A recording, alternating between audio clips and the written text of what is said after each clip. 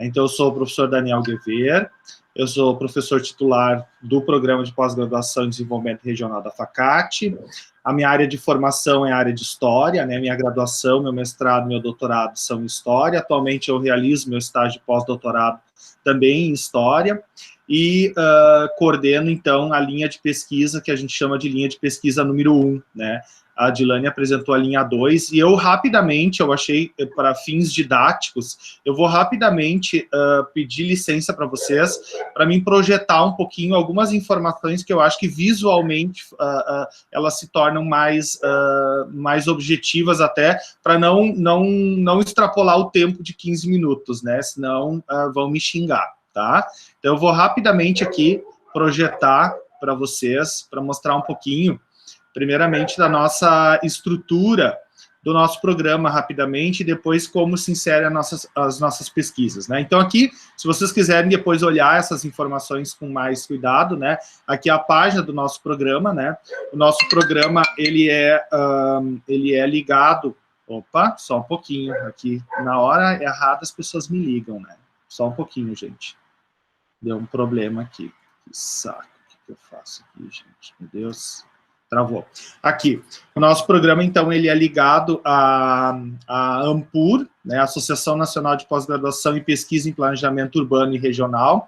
Vale dizer que são poucos os programas no Brasil que conseguiram esse credenciamento, então foi uma vitória que a gente conseguiu, né, esse credenciamento junto à ANPUR, que já foi, assim, né, algo muito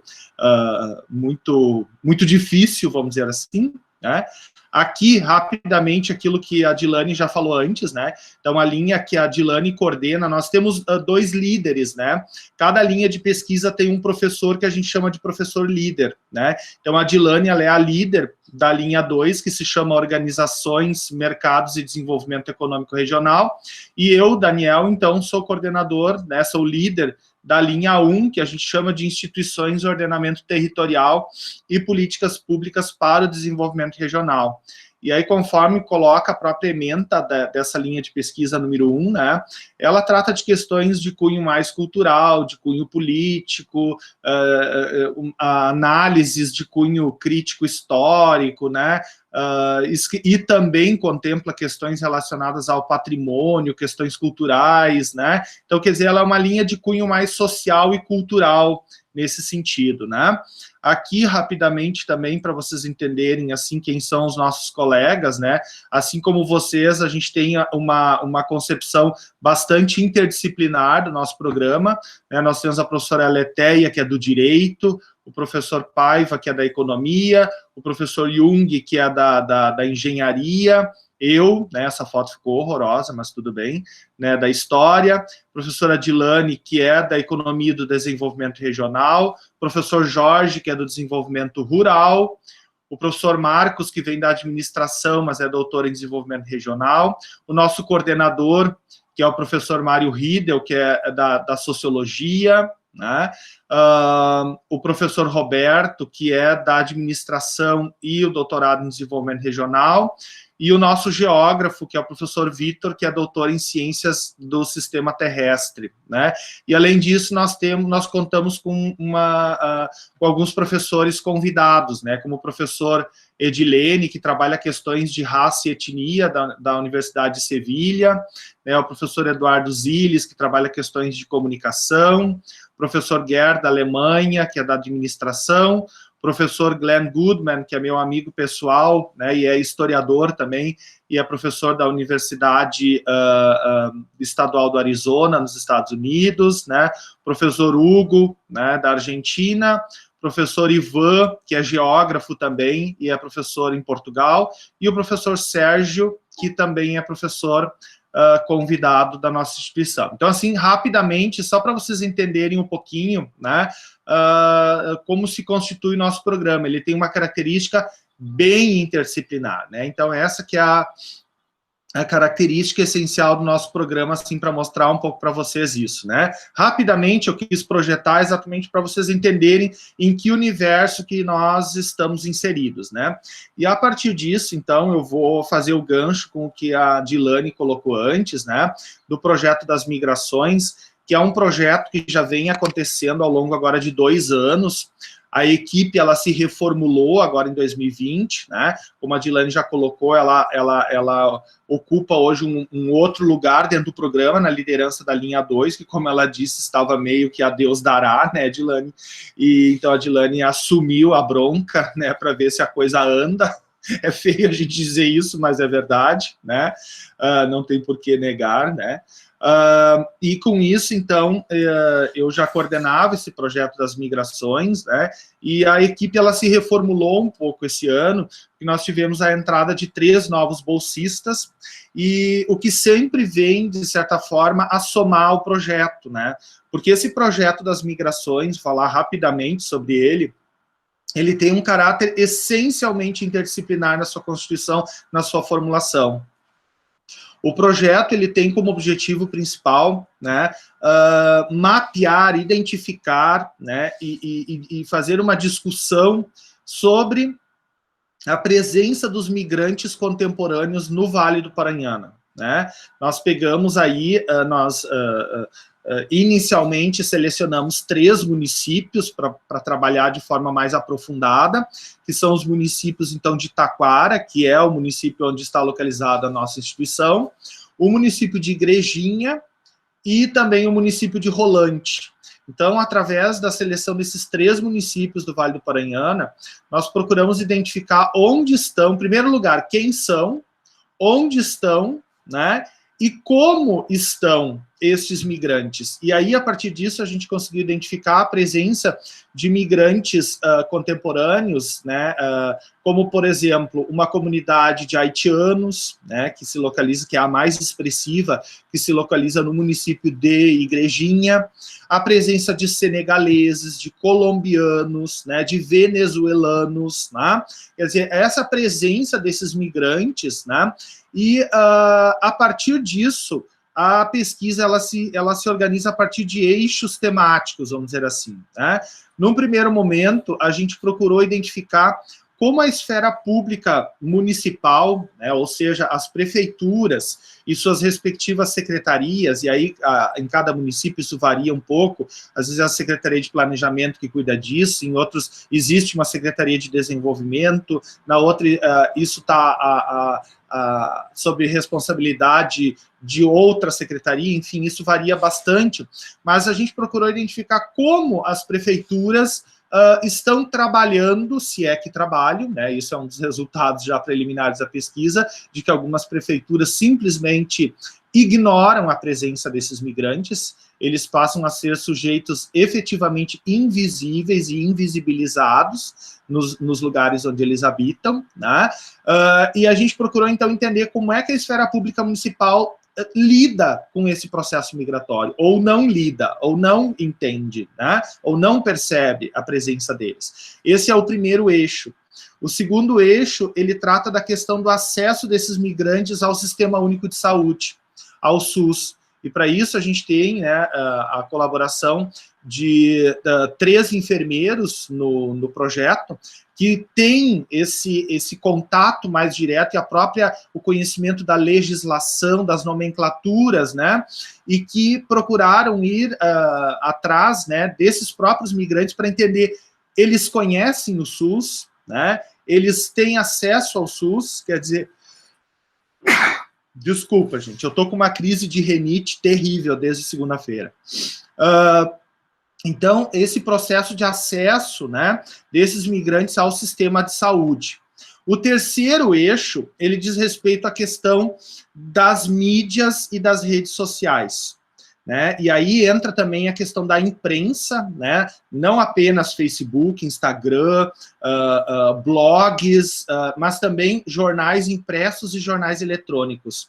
E aí nós contamos com o trabalho de um dos bolsistas que é formado na área de cinema e produção audiovisual, que tem todo esse traquejo, né, com as ferramentas, para exatamente entender como esses migrantes são visibilizados, ou melhor, a conclusão já da pesquisa, né, Dilane, eles são invisibilizados pelas redes sociais, eles não existem, né, eles simplesmente não existem. tá? Eles não são sujeitos que fazem parte dessas comunidades. Então, esse é um dos resultados da pesquisa. E o quarto eixo, então, diz respeito a esses processos de identidade, né? Aos processos culturais identitários. Como é que essas famílias, essas comunidades que trazem uma religião, uma religiosidade, uma língua, uma cultura, uma culinária, né? Um processo, uma percepção sobre educação diferente da nossa. Como é que se processam, né, essas questões nesse mundo contemporâneo que a gente vive hoje? Então, rapidamente, assim, eu atropelei o projeto, né, porque não há muito tempo para aprofundar, mas basicamente é isso. E um segundo projeto, que aí é um projeto que eu trabalho em parceria com outros colegas de fora da instituição, que é as questões que dizem respeito, mais propriamente dito, né, as questões identitárias, ou melhor, sobre a memória e identidade, né, o título do projeto, melhor dizendo, né, se chama Memória, Identidade e Operações da Escrita sobre a Imigração Alemã no Sul do Brasil. Através desse projeto, exatamente, a gente busca entender como nós, que estamos inseridos aqui no Vale dos Sinos, Vale do Paranhana,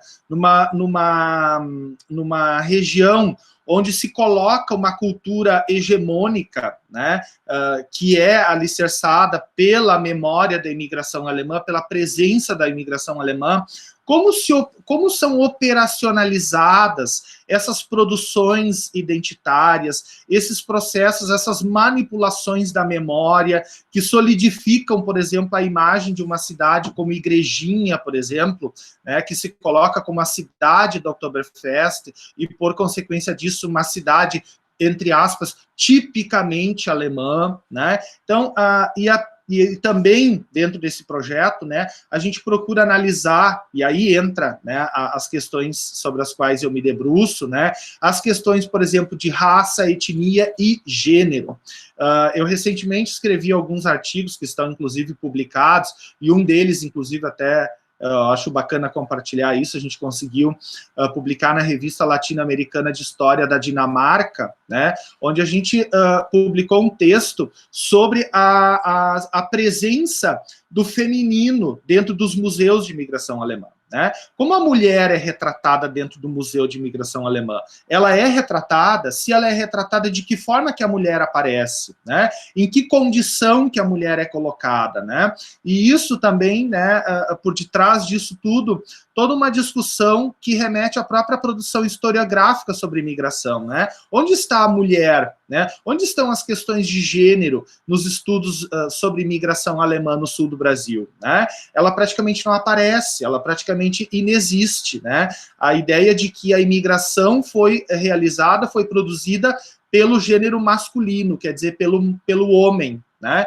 Então, todas essas discussões que perpassam, né, essa ideia do gênero, né, especialmente preocupando-se aqui com a questão a mulher, a presença ou a invisibilidade da mulher na imigração alemã, e a produção desses lugares de memória. E aí eu tenho aí, né, algumas produções já que falam, por exemplo, do museu enquanto lugares de memória, os monumentos que falam sobre a história, a produção do espaço urbano, que obedece uma lógica identitária, onde a gente vai ver, por exemplo, a nomeação dos logradouros públicos obedecendo uma lógica identitária que vai valorizar e que vai heroicizar os personagens inscritos na história da imigração alemã. Então, quer dizer, toda essa questão, tudo aquilo que às vezes se torna invisível para um público mais leigo, vamos dizer assim, mas que tem uma função social, que tem uma política, né, identitária por detrás, né, que passa a reafirmar uma determinada identidade de um grupo étnico que precisa materializar a sua memória nos lugares da cidade. Então é um pouquinho isso também que eu tenho trabalhado, né? Questão dos espaços urbanos, da produção, das manipulações da memória, né? Dessa ideia da glorificação da imigração alemã nos municípios aqui que têm sua origem, né, no processo imigratório germânico para o sul do Brasil, né? Então, assim, rapidamente, né, é isso. Eu vou aproveitar também, já que a Dilane fez propaganda da revista Colóquio, também vou fazer uma breve propagandazinha de uma revista que nós agora recentemente criamos da área da educação. Ela é uma revista jovem, né, saiu apenas a primeira edição agora em 2020, né, que é a revista da área da educação, da Facate, né, então, assim, quem tiver interesse, né, em mandar textos, fica aí o meu contato também, né, se quiserem podem mandar direto para mim, tá, os textos que eu contribuo, deixa eu até mostrar para vocês aqui rapidamente o site da revista, que daí eu acho que fica mais fácil do que eu ficar falando. Então, quem tiver interesse, as submissões são livres, né, são em processo contínuo, né? Vou ver aqui, ó. O nome da revista é Formação de Professores em Revista. Embora ela tenha esse nome, Formação de Professores em Revista, ela é uma revista interdisciplinar, então a gente aceita textos, artigos, né, sobre práticas, sobre experiências. Aí a professora Rosmarie, que é da área da pedagogia, né, professora Rosmarie, seus textos e da sua turma aí seriam muito bem-vindos, né? A gente está agora com submissão aberta, então quem quiser, né, mandar artigos, né, serão muito bem-vindos com certeza, porque a gente quer exatamente qualificar essa revista, e assim como vocês estão em luta, né, para um Qualis, a gente também acredita que, de uma forma qualificada, de um trabalho sério, a gente consiga logo, logo, colocar essa revista também dentro de um Qualis bacana, né? Então, se a gente está junto nessa, né, o Ergues e Facate, vamos fazer acontecer essas trocas, né? Essas trocas também podem acontecer através de submissões. Como eu disse, né, se vocês quiserem também mandar artigos diretamente para mim, podem mandar, né, eu sou o editor da revista, né, então também a gente pode fazer esse caminho, né, esse caminho mais curto entre as nossas duas instituições, tá?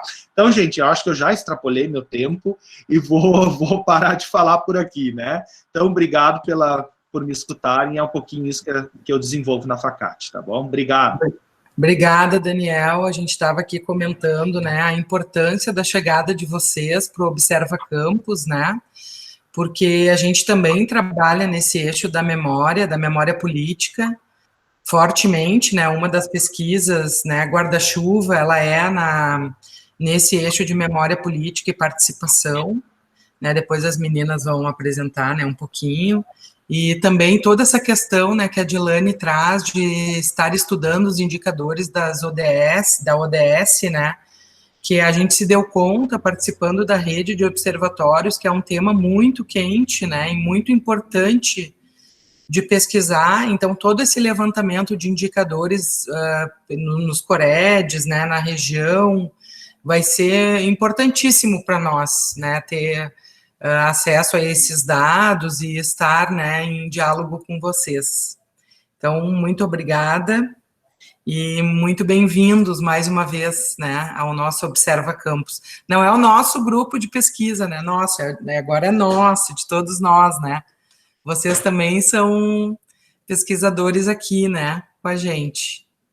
Então, vou passar para a Vanessa, que vai nos apresentar o Netur, que é um novo núcleo, então, né, um novo braço de trabalho aí do Observa Campus. Bom dia, pessoal. Bom, para quem não me conhece, eu sou turismóloga, sou a Vanessa. Defendi a minha dissertação em abril, então tá mestre fresquinha aí.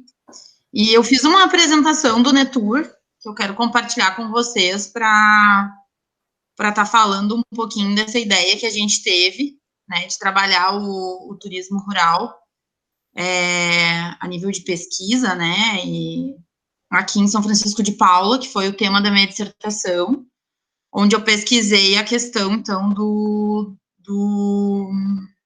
turismo rural aqui, né? Como eu falei na semana passada um pouquinho, a questão de tanto dos turistas quanto dos moradores, e também fui nas propriedades rurais, né?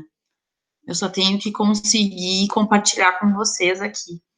E aí, eu fiz essa pesquisa, né, com 50 moradores, 50 turistas, e também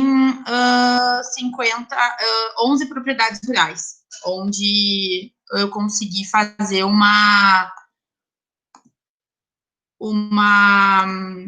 espécie de roteiro, né? Então, encaminhei já para artigo essa proposta. Então, eu quero mostrar para vocês, porque eu fiz um logo também, que o Neture, então, foi de uma conversa que a gente teve na disciplina de gestão de turismo sustentável, onde eu fui falar um pouquinho para os alunos. Na época, a professora Patrícia ministrava a disciplina, e esse semestre eu acabei dando essa disciplina, né? E foi uma experiência bem legal, apesar dela ter sido virtual, né? Então, foi bem bacana estar falando com os alunos. Só deixa eu me achar aqui, que eu não estou conseguindo colocar. Cássio, help. Cássio, tá aí? Tô aqui. Tem que apresentar agora ali? Aham. Clica ali. E vai ter a opção uma janela. A internet tá um pouco lenta.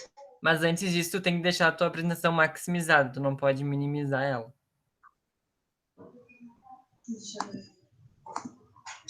Sim. Vocês estão vendo? Não?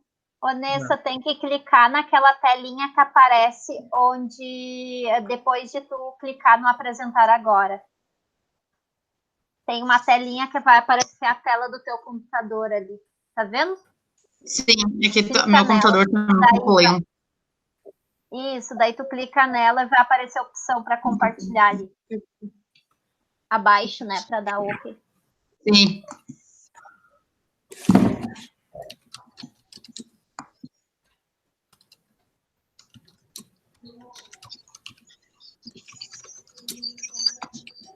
Bom, eu vou falando para vocês enquanto eu contento aqui, porque realmente meu computador está bem lento. O que o Neture é, então? Ele nasceu, então, dessa... Oi? Não, só tu quer enviar para o Cássio e o Cássio coloca? E eu coloco, se preferir. Isso. Pode ser. Isso. Vai enviando para o Cássio, que eu vou fazer um preâmbulo aqui também. Como a Vanessa comentou, né, a gente pensou nessa criação desse núcleo, porque, pelo menos no último ano, talvez final de 2018, início de 2019, o tema do turismo rural aqui na região se alastrou bastante, né? Muitas pessoas procurando o município para saber dos incentivos, né, ao turismo, pessoas chegando, tentando promover pousadas ecológicas sustentáveis, que tenham essa proposta, né, de turismo, de um turismo diferente aqui na região. E a Vanessa, né, agora em 2019, assume, então, uma coordenação dentro da Secretaria de Turismo, com este olhar, né, voltado para esse turismo rural. E a gente pensou assim, bom, mas olha só, no Rio Grande do Sul são pouquíssimos os grupos que debatem este tema, né? Que eu saiba, tem um pessoal de Santa Maria, que eu acho que é um pouco mais forte nessa área, e aqui no PGDR, que eu acho que também não está tão forte assim, que era o professor... Esqueci o nome dele, tu lembra, Vanessa? Esqueci o nome dele, mas, bom, no momento agora não importa. Não. Ele tinha um núcleo também que discutia, e a gente achou importante trazer isso para a universidade também, porque eu acho que é o nosso papel mediar, né? No sentido de ter um grupo de pesquisa trabalhando com turismo rural, fazer essa ponte com o poder público que tem como meta, né, incentivos, recursos para isso, E está linkando aí com os estudantes, né? Que a gente está vendo que tem tido muita procura também, né? Por exemplo, os estudantes que fizeram a disciplina que eu dei e agora os da Vanessa nesse semestre, tem, assim, eles ficam encantados em escutar sobre as experiências que existem aqui no município que a gente não sabe, não são divulgadas, né? Também, então, eu acho que o Netur tem um pouco esse objetivo, né, de estar divulgando, de estar conectando a universidade a essas práticas, né, essas experiências que estão acontecendo e que não são tão divulgadas. Então, um pouco a ideia do Netur, né, quando a gente conversou, eu e a Vanessa, no ano passado, que teve o ápice aí com a defesa da dissertação dela, né, e agora ela pode explicar um pouquinho melhor, que eu acho que deu a apresentação, né? Tinha entrado, eu acho. Não, tá bem lento aqui. Aqui na secretaria a gente tem essa procura, sabe, de vários empreendedores querendo investir nisso justamente por causa da pandemia, né? Tem a questão de São Chico ter um amplo território e tem essa questão também da visibilidade do território e São Francisco de Paula mesmo, né, estar se destacando mais na área turística, né, então a gente tem essa, em contrapartida, a gente também tem essa preocupação, né, de estar atraindo investimentos com esse cunho ecológico, né, não o tudão, não essa questão de ter muitas pessoas, mas pessoas que tenham essa mesma visão que nós, né? De pensar no meio ambiente, na parte ecológica, na parte ambiental. Então, o turismo rural, ele vem para contribuir com isso, né? Não estou conseguindo enviar a apresentação nem para o Cássio, mas eu vou falar um pouquinho para vocês, depois eu também posso disponibilizar no grupo do Observa. Então, quais os objetivos? Assim, eu montei os objetivos e já tem alguns colaboradores também que gostariam de fazer, então, esse desafio, né, aceitar o desafio junto comigo. Uma das coisas que o núcleo está inserido, então, é junto ao Observa, né, e tem como objetivo pesquisar o fenômeno turístico, então, no âmbito rural, aqui em São Francisco de Paula. O outro objetivo seria analisar o ambiente rural e o impacto do turismo para as famílias que têm propriedades rurais, né? E também observar o meio ambiente, a sustentabilidade e o impacto da atividade no desenvolvimento regional. Então, isso vem junto com os objetivos também da própria UERGS, né?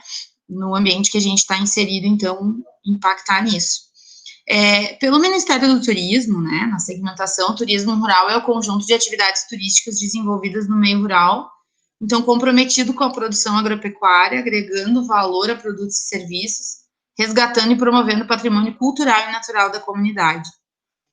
E aí, como colaboradores, eu já conversei com algumas pessoas que toparam, então, tocar esse núcleo, né, que seria a Adriana Borella, então, acho que ela estava aqui, né, online, justamente por causa da conversa que a gente vinha tendo relacionada à questão do turismo rural pedagógico, né? Então, trabalhar com a base, mostrar para as crianças tanto a potencialidade, o quanto é importante, né? Ligar, então, o turismo sustentável, o rural e também a parte da educação, né? O Bruno, então, né, que é turismólogo, e futuro mestrando aí, quem sabe. E o Alisson, ele é estagiário aqui no Centro de Informações Turísticas, ele estuda design, só que ele está fazendo na Facate, só que ele fez um trabalho sobre design e turismo aqui em São Francisco de Paula, quando ele estudava no CIMOL. E a Lilian, que tem um mestrado também em ambiente de sustentabilidade, é representante da Emater. Então, por ela conhecer também essa área e ter trabalhado, né, nessa questão rural, ela também ficou bem contente, assim, com o convite, e abro também para quem quiser contribuir.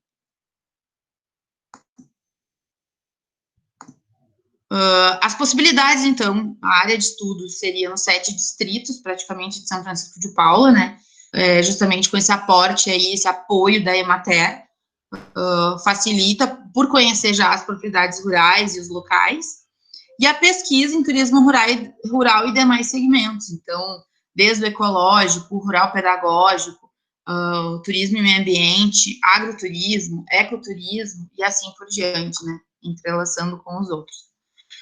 Então, o foco também na questão das propriedades rurais, verificar em todos esses âmbitos, né, não deixando de fora tanto o turismo quanto essa questão rural, né, fazendo esse link. Tem a questão gastronômica também, muito importante, que a gente sabe que muitas pessoas se deslocam para o interior em busca de alimentos diversificados. Tem a questão também do patrimônio cultural e natural, então isso está diretamente ligado ao rural, né? E atividades de extensão, que seriam importantes para o envolvimento tanto das propriedades, quanto dos empreendedores, quanto dos moradores, para a gente verificar essa questão toda do envolvimento da atividade rural e o que representa para São Francisco de Paula, né?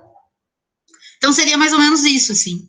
Depois eu compartilho com vocês que a gente já desenvolveu um logo, quem fez foi o Alisson, né, e aí ficou o NETUR, Núcleo de Estudos em Turismo Rural. Não vamos conseguir ver o logo? Que pena. Vou ter que mostrar para vocês. Ou na hora que tu conseguir abrir ou encaminhar para o Cássio, a gente pode abrir. Assim que der o envio aí. Bom, pessoal, hoje, então, o lançamento oficial desse núcleo dentro do grupo, né? Eu acho que... É isso, gente, então... Isso aí, eu acho que você foi bem estratégica em convidar essas pessoas, né? O Bruno aí com todo esse gás de recém-formado, procurando um mestrado também, quem sabe não vem para cá, para São Chico, para pesquisar, hein? A Adriana também, né? Nós tínhamos comentado, né? Poxa, quem sabe um livro infantil com essa temática, né? Ela que vem fazendo isso, né? E a Lília, que já está dentro da temática do turismo rural junto à Emater, né? E principalmente em relação à gastronomia, ao queijo serrano, né? Que é um pouco o carro-chefe, assim, da Emater aqui de São Chico, né? Eu acho que foi bem estratégico convidar todas essas pessoas, né? E como a Vanessa falou, é um núcleo que está iniciando, que está aberto, e a ideia é tentar linkar isso das políticas públicas, né? Com essa interdisciplinaridade aí que temos aqui no grupo. Então, vida longa ao NETUR, Vanessa. Obrigada por ter topado aí o desafio, e eu acho que fica aqui, então, o convite para os demais que quiserem participar. Assim que der aí o teu logo, tu nos mostra, tá? A Aline pediu para sair um pouquinho, mas já deve estar voltando. Então, sim, eu mando, pode deixar. Valeu, obrigada. Se a Luciele quiser assumir, então. Sim, bom dia, gente. Desculpa pelo atraso. Eu e a professora Rosemarie estávamos numa reunião do curso de especialização em cultura e educação da UERGS, que está acontecendo, né, agora adaptado online, parceria entre a UERGS e a Universidade Aberta do Brasil, Polo Gramado. Então, eu quero agradecer também a Aline por ter iniciado a primeira... né, anfitriado essa primeira parte do nosso encontro, e a gente vai dar sequência, então, com um segundo bloco, para deixar também um tempinho para a gente dar uma conversada depois, que é a parte, né, mais importante das nossas trocas que acontecem aqui. E como a professora Patrícia e a professora Rose nos convidaram para fazer, né, apresentar essa parte do Observa da nossa perspectiva, a gente pensou que nada mais justo do que mostrar o que foi produzido, né, no seio do Observa Campus, atravessado pelas discussões, pelas reflexões no grupo ao longo desse tempo, né. Então a gente convidou 4 mestres, né, que gentilmente e prontamente aceitaram o convite de estar aqui para contar um pouquinho sobre os seus trabalhos, né, a Audrey Santos, Nayara Machado, Caroline Todeschini e Lília Deconto. Então, vou pedir que a gente respeite mais ou menos o tempo, uns 10 minutinhos para cada uma contar resumidamente o que foi o seu trabalho, o que produziu a partir das discussões aqui no grupo, e em seguida a gente abre a roda. Não sei quem quer começar, Audrey, talvez?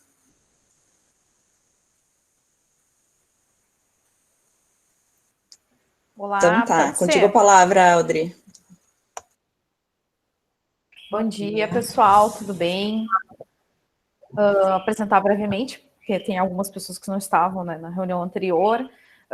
Eu sou gestora ambiental de formação, acabei, né, apresentando a minha dissertação em 2019, em março. Então, sou mestre em ambiente e sustentabilidade pela UERGS, sobre a orientação da Aline. Então, aqui eu vou compartilhar com vocês, tá?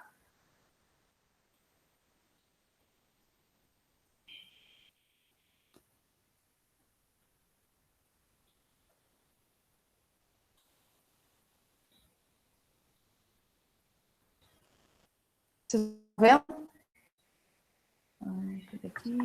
Tá entrando, Audrey. Uhum.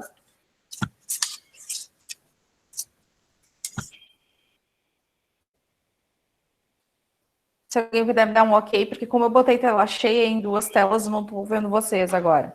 Sim, tá aparecendo. Tá. Bom, pessoal, então a pesquisa, ela tem o título, né, ela foi com essa temática, Consciência, Ação Política em Rede, uma proposta interdimensional para o estudo dos conservadores das unidades de conservação dos campos de cima da serra. Então, a nossa região, né, ela é uma região que ela tem várias unidades de conservação, e nós optamos, né, por atuar dentro dessa temática. Ela foi defendida em março, apresentada em março de 2019. Então, o campo de estudo foi os conselhos gestores das unidades de conservação, Estação Ecológica Aratinga, onde o conselho é um conselho consultivo, e a APA Rota do Sol, onde o conselho é um conselho deliberativo. Então, esses 2 conselhos, devido à sua proximidade, convergência nos interesses, eles atuam de forma conjunta, então se tornando, né, um único conselho. Aqui a gente pode ver as áreas, até para entender um pouco dessa proximidade. A APA Rota do Sol, ela acaba fazendo uma área de amortecimento, né, para a estação ecológica. E aqui são os nossos objetivos gerais com essa pesquisa. Então, nós tínhamos os objetivos, primeiro, de analisar as dimensões da consciência e participação política frente às estratégias das ações adotadas pelos conselhos. E um segundo objetivo geral era descortinar e discutir as relações de poder legal, local, poderes múltiplos, com interesses e proposições de ações estratégicas diversas que acontecem dentro desse cenário. Esses nossos objetivos gerais foram divididos em 3 objetivos específicos. O primeiro deles era conhecer, né, mapear os conselhos gestores das unidades de conservação, tendo um diagnóstico, tendo uma visão melhor desse cenário. Depois disso, era realizar uma análise dessas estratégias de articulação e promoção que tinha dentro dos conselhos quanto à participação política, além de discutir essas estratégias frente às 7 dimensões do modelo de consciência política.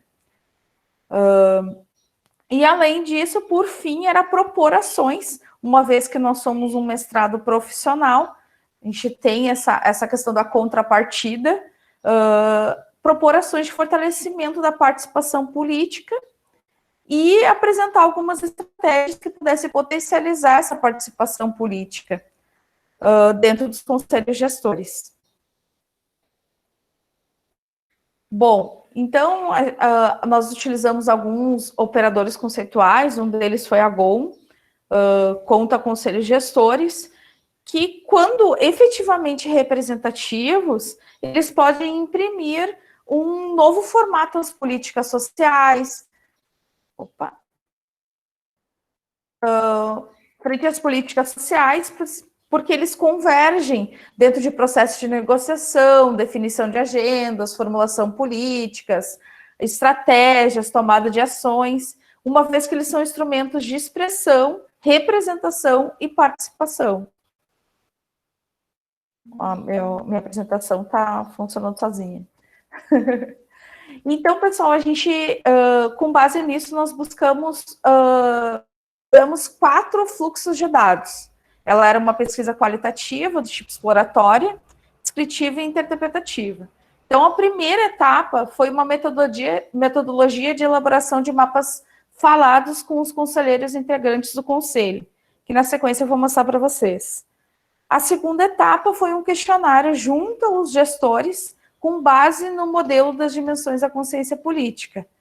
Depois, uma análise documental de atas, decretos, toda a documentação que foi utilizada no decorrer da realização dos conselhos, e além das informações registradas no diário de campo. Então, quando nós chegamos no conselho para realizar, né, fomos a campo, nós tínhamos essa composição do conselho. Nós tínhamos 26 integrantes, na real era 25, porque a gente tinha a questão da Fundação Zoobotânica, e este era o cenário, trazendo né, paridade aí entre a sociedade civil e o poder público. Quando nós realizamos a análise de toda a documentação, atas de reunião, lista de presença, entre os anos de 2012, que foi a criação, e 2018, nós podemos perceber que teve uma queda bem representativa da participação, que a gente pode ver nesses 2 gráficos, né?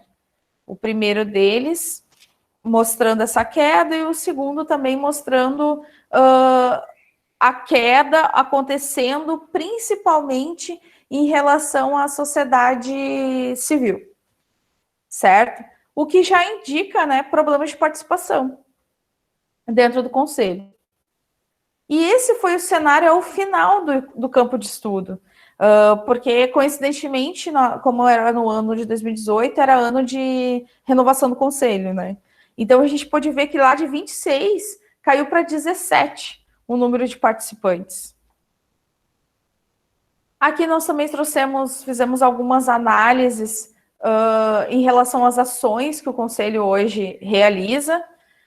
Então, aqui tem, por exemplo, o caminho das araucárias, que acho que converge bem aí com a questão, tudo que a Vanessa acabou de falar, né? A questão da premiação, né? Na premiação, reconhecimento dos professores dentro do projeto Seiva. E a apresentação aqui da regularização da ocupação comercial e regularização dos acessos, que foi lá em 2017. Esses pontos foram alguns exemplos das análises que a gente trouxe dentro das redes sociais e outros pontos dentro do próprio Conselho. E aqui a questão dos mapas falados. Então, nós realizamos os mapas falados em uma reunião no dia 17 de julho de 2018, onde dessas 25 entidades que nós tivemos apenas 28% de participação. E uma coisa que chama atenção é que muitas vezes quem participa não é o titular ou o suplente, e sim o substituto, que muitas vezes não está por dentro das informações que estão sendo tratadas ali dentro do conselho. Aqui os mapas falados que eles representaram, o que foi? Então, nós solicitamos que eles traduzissem nesses mapas as interações que eles trazem representação para o conselho. Então, aqui a gente tem aqui o CIT 78, o DAER, a Comafit, as unidades de conservação, a UERGS e o Sindicato Rural. Então, aqui, pessoal, com base nesses mapas que eles trouxeram, nós elaboramos um diagrama de interação, onde a gente pode ver a presença deles enquanto representação, só que os mesmos trazem uma série de outros pontos para essa representação, que nós podemos ver aqui num segundo momento. Então, a partir disso, nós fizemos uma análise das 7 dimensões da consciência política. Como a gente tem um tempo curto aí, eu acho que já estamos passando um pouquinho aí, nós temos as 7 dimensões. Então, eu não vou entrar profundamente, porque o próprio nome te acaba trazendo, né, a menção ao que é. Então, essas 7 dimensões: metas e repertórios de ações, vontade de agir coletivamente, eficácia política, sentimentos de justiça e injustiça, sentimentos com respeito ao adversário, crenças, valores e expectativas sobre a sociedade e identidade coletiva. Assim, a gente consegue perceber que os conselhos gestores, eles fomentam essa consciência política como elemento substancial à efetiva participação. Então, com base nessas análises, nós trouxemos 2 grandes indicadores. Primeiro, que indicam que a consciência política ela é indispensável para que as estratégias políticas sejam eficazes, assim como a ação política estabelece, ela traz exatamente o reflexo do jogo político entre todos esses poderes de representação local, legal e múltiplas que acontece dentro do cenário dos conselhos. Então, com base nessas ações, com base nos mapas, com um material que foi os questionários elaborados juntos aos gestores das unidades, nós trouxemos uma análise e percebemos que essa análise, ela principalmente acaba ficando no campo das adversidades e diferentes abrangências. Porque o que interfere dentro desses pontos, né? Interesses coletivos e adversidades? Questão monetária, muitas vezes as empresas, as instituições que são participantes dentro do conselho têm uma dificuldade monetária para estar participando mais ativamente, ou acaba tendo, financeira, né, monetária, acaba tendo problemas de estrutura, não tem um computador, não tem um carro para poder ir participar, afetivo. Então, a gente acaba tendo muitas pessoas ali que acabam conhecendo mais amplamente isso, o campo do conselho gestor. Trouxe, né, a gente sabe que para implementar uma unidade de conservação acaba tendo que ter desapropriação diária, retorno financeiro, viveu a vida toda ali, e uma série de outros pontos que nós já tratamos em outros momentos aqui dentro do Observe. É uma questão estratégica, e além disso, cenário político, ainda coincidiu bem na troca da gestão dos conselhos gestores, a mudança do governo estadual. Então, a gente pode ver bem essa questão do cenário político aí acontecendo e enfraquecendo, às vezes enfraquece, às vezes fortalece o conselho. Então, aqui algumas reflexões que é necessário essa teoria convergir em prática, porque ela leva adiante propostas efetivas para que os conselhos, assim como uma rede de participação e as unidades de conservação, tomem conhecimento dos seus papéis e se empoderem, trazendo, né, emergindo o enfrentamento das adversidades. Então, aqui, por fim, pessoal, já está acabando. Eu trouxe aqui algumas ações de fortalecimento que nós propomos dentro do Conselho. Então, a primeira delas foi uma atividade de extensão entre a UERGS e o Conselho Gestor. Ela ainda está acontecendo em andamento, porque a gente ainda está conseguindo dar um suporte dentro do Conselho, principalmente nesse momento de pandemia, da gente trazer novas ferramentas, novas formas de articulação dentro do Conselho. E uma delas é esse guia de ações e ferramentas de reuniões e articulação que apresentamos dentro do Conselho. Eu não vou entrar nele com muitos detalhes, mas eu vou apresentar brevemente para vocês. A primeira coisa é formas de fazer reuniões eficazes. Então, a gente trouxe 4 pontos que eles deveriam trabalhar dentro do Conselho. Então, primeiro, um planejamento anual enquanto projetos, alteração da carga horária e turno das reuniões, conhecimento prévio da pauta, então, muitas vezes chegavam lá sem esse conhecimento, e a questão da infraestrutura. Então, a questão do planejamento anual, nós trouxemos uma proposta para que eles trabalhassem dentro do planejamento anual em projetos, tendo um ponto de início e fim dentro de todo esse cenário do ano de trabalho do Conselho. também uma ferramenta para que eles possam utilizar isso. Alteração da carga horária de turno, porque as reuniões aconteciam sempre à tarde, e a gente pode perceber que à tarde a gente tinha uma evasão muito grande de não participação. Então, as reuniões poderiam iniciar às 9h30 da manhã, dando tempo de deslocamento aí para as pessoas chegarem razoável dentro do horário comercial, e as reuniões poderiam se estender até em torno da 1h30, porque elas sempre apresentam um intervalo entre elas, fazendo com que a nossa carga horária anual de 12 horas, que são 3 reuniões de 4 horas no ano, passassem a 18 horas dentro do ano, né? Que assim ampliaria as tratativas da pauta, convergia com os próprios objetivos estipulados dentro do Sistema Nacional de Unidades de Conservação. A questão do conhecimento prévio da pauta, então a gente trazer um stand aí até 48 horas antecedentes à reunião, que muito acontecia sendo de um dia para o outro, acontecendo algumas informações. Nós sabemos que tem algumas questões emergenciais que devem ser tratadas nos conselhos, mas que a gente pudesse estruturar isso dentro da estrutura de reunião. Estruturar dentro da estrutura é bom, mas estruturar isso dentro da reunião em si, trazendo um momento para se tratar sobre questões emergenciais dentro de toda a pauta da reunião. E a preparação dos conselheiros. Então, é papel, né, desses conselheiros, enquanto não posso participar, vou mandar alguém para representar, né, munir eles dessas informações do que está sendo tratado, colocando todos dentro de uma mesma página.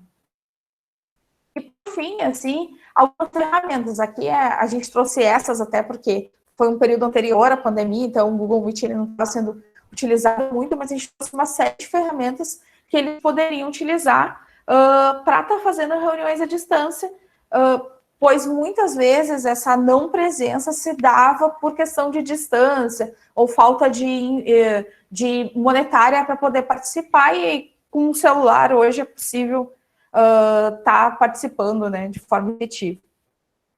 A questão do protocolo, que eu já adiantei ali um pouquinho com vocês, mais um ponto bem importante é a utilização de cronômetro, né, para que se fique, né, se limite o tempo de fala de cada um. Bem como acontece... Olha o cronômetro lá, Audrey, olha o cronômetro. Oi. Olha o cronômetro. Eu acho que eu já me passei terminando. Mas acho que a gente pudesse utilizar isso, bem assim como o debate político, né, que dá um tempo razoável para que todos possam falar. E é isso, eu só quero deixar essa fala aqui que eu achei bem importante para trazer para eles, que a fala do Robert Teobald, que acredito que se sairmos da postura de adversários para entrar em diálogo, é um requisito fundamental, se quisermos sair da estupidez coletiva rumo à inteligência coletiva. É isso, pessoal. Desculpa aí, eu acho que eu me passei um pouquinho aqui pelas referências, deixa eu... Obrigada, Pri. Muito bom. Eu vou dar direto, então, a palavra para a Nayara. Vou pedir de novo que a gente dê uma cuidadinha no tempo para poder abrir a roda depois mesmo, que, né, essa parte também é importante. Então, em síntese, passo a palavra para a Nayara Machado. Bom dia, pessoal. Estão conseguindo me ouvir bem? Alô? Bom, então, prazer estar aqui, agradeço muito o convite da Patrícia, da Aline, para participar desse ciclo agora do Observa Campus, que é maravilhoso, enfim, né, a gente tem visto a qualidade dos estudos que tem se desenvolvido, e eu venho apresentar, então, esse estudo que a gente fez, né, a professora Aline Hernandes que me orientou, e eu me propus, então, a trabalhar num assentamento rural do MST.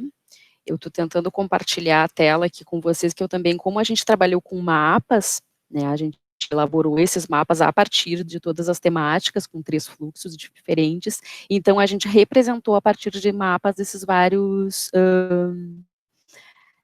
elaborações, enfim, que se deram. Vocês conseguem ver a apresentação? Ainda não, Nayara.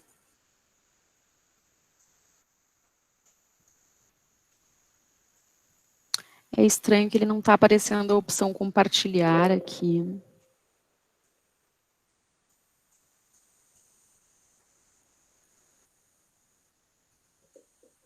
Ô, Nai, por isso que de repente tem que ver aquela telinha. Lembra que eu falei para a Vanessa antes? Eu estava fazendo isso direto e não estava entendendo porque não conseguia compartilhar.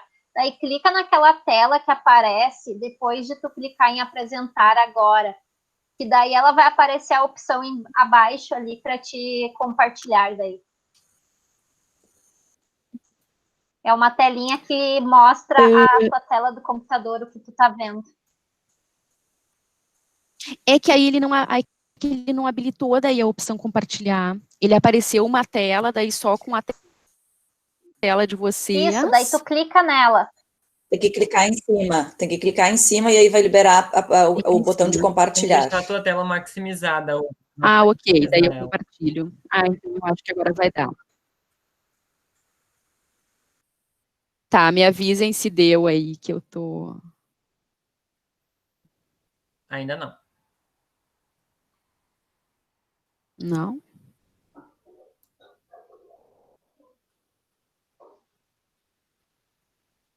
Acho que agora sim.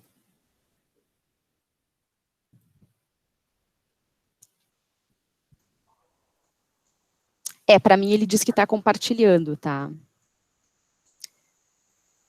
Tá chegando, tá chegando. Bom, então eu vou seguir aqui. Tá, ótimo. Então eu vou seguir. A pesquisa, então, ela se chama Representações Sociais sobre o Assentamento do MST, Lagoa do Junco, em Tapes, Rio Grande do Sul, confrontações entre mídias e a voz dos assentados. Aqui no início, eu não sei se vocês já conseguem visualizar a entrada do assentamento, então foi um desafio grande, até porque a gente não está acostumado tanto com essa forma de organização deles, de sociedade, enfim. O estudo, ele aconteceu em Tapes, que é a minha cidade natal, enfim, e relacionado a toda essa questão da instituição, né, da constituição do assentamento em 1995. Tapes tem essa Lagoa dos Patos, ali tem uma imagem aérea, que se pode visualizar, um município bem pequeno, tem cerca de 18 mil habitantes, fica a 110 quilômetros de Porto Alegre, mas nessa metade sul do estado, que ela é mais empobrecida, enfim, tem uma série de dificuldades, e a economia dela basicamente é em função do arroz, também pela questão da lagoa, que ela é extremamente propícia em termos de ambiente, de questões climáticas, tudo para esse tipo de cultivo, e isso também foi uma questão bastante levantada no assentamento, depois na etapa das entrevistas, em função dessa necessidade, né, e dessa reorganização que eles fizeram a partir dos cultivos que eles tinham nos seus locais de origem. Essas pessoas, Nayara, eram a gente não está regiões vendo as imagens. Tu quer me encaminhar a apresentação? Nem a apresentação? Não. Agora eu acho que tem Agora eu acho que abriu uma caixinha que diz apresentação Nayara. Será que a gente tem que clicar ali? Não sei. Pois para mim ele só diz interromper compartilhamento, como eu estando compartilhando. Não está compartilhando. Nayara, tu deve estar em duas telas no teu computador. Então, ele deve estar compartilhando uma... por isso que ele não está apresentando a primeira tela. Sabe ali quando a gente vai duplicar? Deve estar em estender. Tem que botar numa tela só.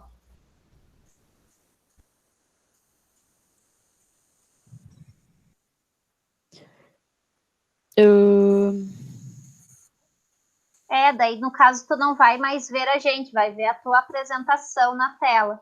Isso.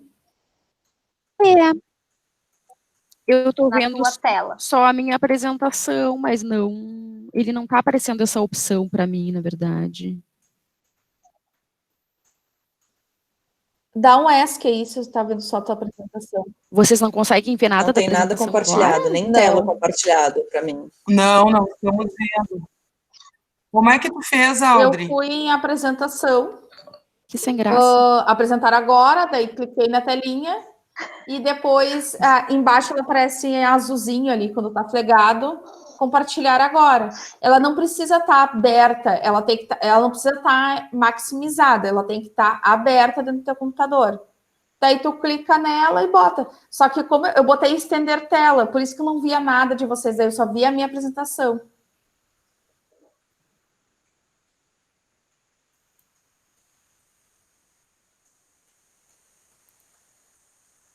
Pois é, que louco isso. Agora ele desabilitou, eu tirei, daí ele desabilitou a apresentação. tarde para mim.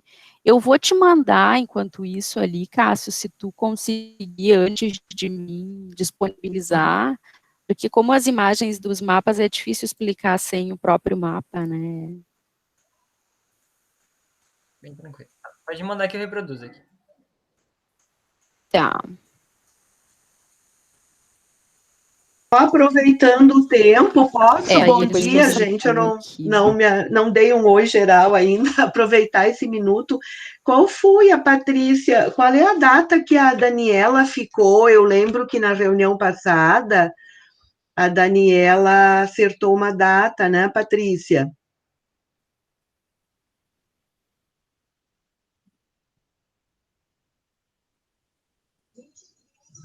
23 de setembro. E vocês vão, ou quando é que sai a programação completa? Hoje o Cássio vai nos mostrar. Ótimo.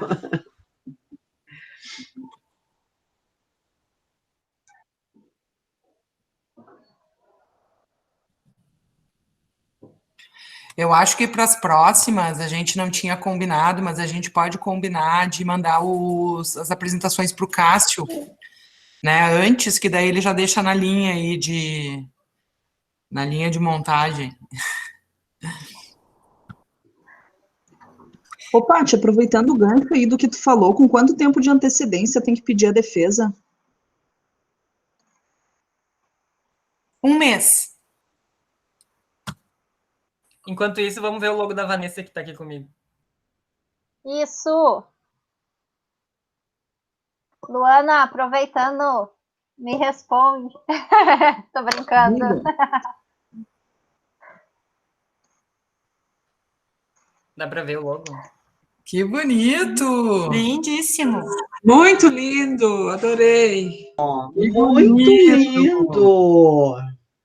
Olha, parece o foco do binóculo. É. Esse legal. acabamento recortado aí tá lindíssimo. Lindíssimo. Pois é, esse aí é o Netur, então. O Alisson ele é formado no Simol em Design, e ele está fazendo agora na Facate. E aí ele representou bem a área ecológica e rural, né? Eu pedi para ele com os 2 elementos. Muito lindo. Esse é o nosso Netur, então.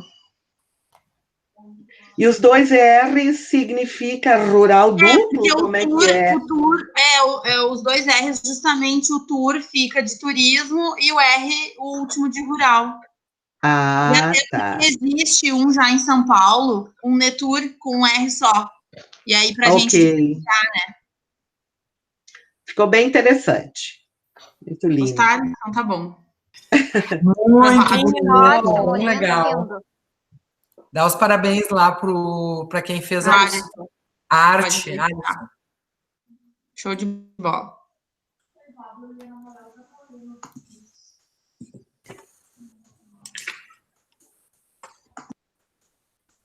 Chegou aí, Cássio? Será que a gente passa na frente? Então, quem sabe a gente passa...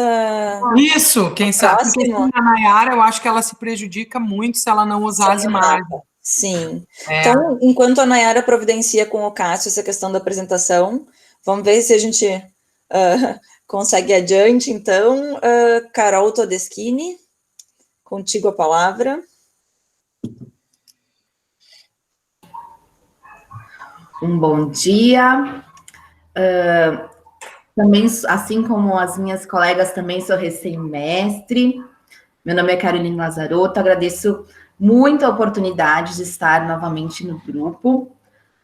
A minha formação é em biologia, sou especialista em educação ambiental e mestre em ambiente e sustentabilidade pela UFRGS. Então, eu quero apresentar muito resumidamente. Vocês me escutam bem? Te escuto. Certo. Sim. Quero apresentar muito resumidamente, vamos ver se a tecnologia hoje está cooperando. Quero apresentar, então, de forma bem resumida, tentando respeitar, colocar aqui o cronômetro nos 10 minutos.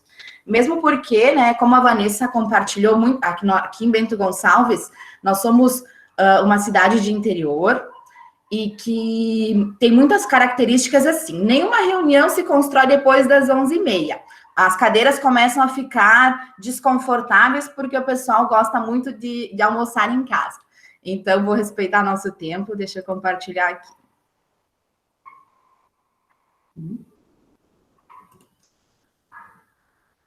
Vocês conseguem observar minha tela?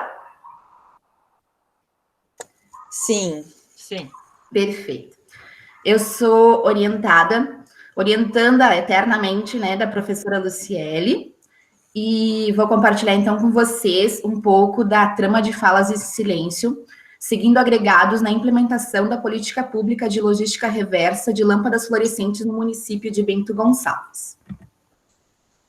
Como objetivo geral, mapeei actantes, condutas e elementos envolvidos em uma rede sociotécnica no processo de implementação local da política pública de logística reversa de lâmpadas fluorescentes aqui em Bento Gonçalves.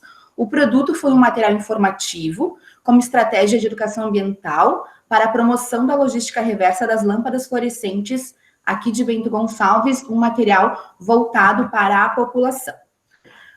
Na metodologia qualitativa, segui actantes e práticas do processo, a fim de mapear os caminhos efetuados para a implementação dessa política pública. Conversei com membros do Legislativo, do Executivo, do Conselho de Meio Ambiente, Ministério Público, Secretaria de Meio Ambiente, Licenciamento Ambiental, Comércio, e interagi também com as lâmpadas, com ONGs nacionais, com os ofícios, com leis, planos municipais, enfim, fotografias, documentos e bibliografias sobre o tema de interesse. De onde vem esse interesse de pesquisa? Em Bento Gonçalves, nós temos um setor de educação ambiental que tem um vínculo muito grande com a comunidade. E nesse setor de educação ambiental, no qual exerço a minha atividade profissional, surgem muitas demandas da comunidade em relação a como destinar os resíduos. Os projetos que são executados nesse programa, nesse setor, eles fazem parte de um programa maior, o programa Fazendo Mais em Favor da Vida, que tem muitos projetos de educação ambiental dentro deste programa, que neste momento não posso, né, não temos um tempo suficiente para isso, para falar um pouco sobre cada um deles, mas vou me permitir falar especialmente de dois, para dar um feedback, enfim, do que está sendo feito para o professor Daniel e a professora Dilane, no projeto de sensibilização ambiental. Nós temos um trabalho que traduzimos o material do projeto para um diálogo um pouco mais efetivo com os migrantes contemporâneos, porque esse material está em crioulo. Nós traduzimos ele para o crioulo para que pudéssemos abranger também uma grande parte dos migrantes contemporâneos. E nos projetos de logística reversa, que é uma grande demanda do setor, a professora Patrícia veio nos consultar uma grande vinícola para que nós possamos auxiliar no processo de logística reversa do vidro, e estamos, então, para lançar o segundo livro infantil como estratégia de educação ambiental para o público escolar. Enfim, dentro desses nossos projetos de educação ambiental, surgiu uma necessidade, porque nem todo resíduo domiciliar urbano que surgia como demanda eram resíduos comuns, né? Nosso setor é muito procurado para saber como destinar os resíduos, e então surgiram as lâmpadas. As lâmpadas fluorescentes, elas precisam de uma logística reversa especial. Então, surgiu na educação ambiental, né? Como receber, vamos recolher, temos que armazenar, como destinar, qual informação vamos passar para a população. Então, diferentemente de outros materiais em que já tem uma logística reversa consolidada no município, a logística reversa, embora prevista em lei na Política Nacional dos Resíduos Sólidos, essa política pública não acontecia de forma efetiva. Não havia uma logística reversa gratuita para o consumidor e comerciante. Então, aqui se revela todo um ciclo, né, de formação de uma política pública. A impossibilidade do recebimento por parte do poder público, os fornecedores, fabricantes, importadores não desejavam fazer esse recolhimento, não há um valor agregado nessa lâmpada para que possa voltar para o segmento produtivo, né, de forma que vá recompensar financeiramente quem fizer o recolhimento, e o comerciante acabava não podendo recolher este material. Então, havia a lâmpada, ela era uma problemática para o município. Em 2008, há uma legislação municipal que trata sobre a logística reversa dessas lâmpadas. Em 2010, então, surge a Política Nacional dos Resíduos Sólidos, e em 2017, surgiu a oportunidade de seguir esses actantes, desvelando as redes envolvidas para a promoção e efetivação dessa política pública das lâmpadas fluorescentes em Bento Gonçalves. Essa rede sociotécnica, primeiro, ela era, aqui eu trago uma versão incompleta dela, né, porque ela foi se desvelando muito mais complexa do que previamente imaginada. Então, embora houvessem tensões a partir do Ministério Público, que houvesse solicitações para que a Secretaria de Meio Ambiente desse conta desse quase objeto, havia uma luz no fim do túnel naquele momento, uma audiência pública para que fosse regulamentada uma lei municipal, que eu já conversei, para que os comerciantes tivessem a obrigatoriedade de receber essas lâmpadas. Por que é importante que elas sejam recebidas? Porque no interior das lâmpadas fluorescentes há mercúrio, e esse mercúrio, existem liberações naturais do mercúrio, só que as atividades humanas, ultimamente, são as mais expressivas para a liberação desse mercúrio no ambiente. Ele vai bioacumular e biomagnificar ao longo da cadeia alimentar e vai trazer sérios prejuízos à saúde humana. Deixa eu ver aqui.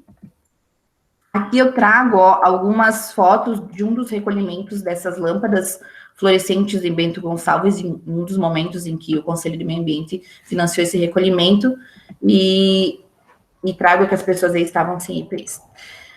Surge, então, uma série de conflitos em relação a essa logística reversa em Bento Gonçalves, e há diferentes actantes. O Ministério Público envolvido, os comerciantes, o Legislativo, a própria Secretaria de Meio Ambiente, a mídia, o CONDEMA, que se organizam para esta audiência pública, que, mais uma vez, né, teve uma protelação dessa lei municipal para que ela realmente se efetivasse, por causa, talvez, né, porque isso possa não ser tão popular para os vereadores. Uma série de pressões continuaram sendo exercidas, né, para que essa logística reversa acontecesse, só que no final das contas não havia quem fizesse a destinação final onerosa, né? Era uma destinação final onerosa. Este era um grande impedimento desta logística reversa. Então, entre as falas, né, e os silêncios nas conversas e dos momentos, apareceram falas que agora eu vou destacar, que fazer valer a lei, falta de clareza na lei, o temor de apontamentos do uso de recursos públicos, cobranças por ações de diferentes esferas, como o Ministério Público, a importância de receber, a falta de educação ambiental, caixa alta para o custo financeiro, riscos à saúde e outras falas, outros barulhos que não se escutam estão envolvidos nessa trama. Enfim, para encerrar dentro do tempo, gostaria de trazer aqui, tecnologia aqui, um esquema, né, dessa trama, dessa rede que, enfim, não é fechada, não é completa, mas as tensões são muito maiores do que colocadas a princípio. Conseguimos uma parceria com uma ONG nacional que adiantou o calendário dessa logística reversa, que foi a ONG Reciclos, que, enfim, conseguiu uma solução para as lâmpadas fluorescentes do município de Bento Gonçalves, embora desde 1956 se saiba comprovadamente dos efeitos, né, do mercúrio para a saúde humana. Em 2019, conseguimos efetivar a logística reversa das lâmpadas fluorescentes que contêm mercúrio em Bento Gonçalves, com o recolhimento de quase 60 mil unidades dessas lâmpadas. Cheguei aos meus 10 minutos, fico aberta para outros questionamentos. Bom, estamos no mesmo grupo de WhatsApp, vocês têm meu e-mail, quem sabe em outra oportunidade possamos falar um pouco melhor sobre isso.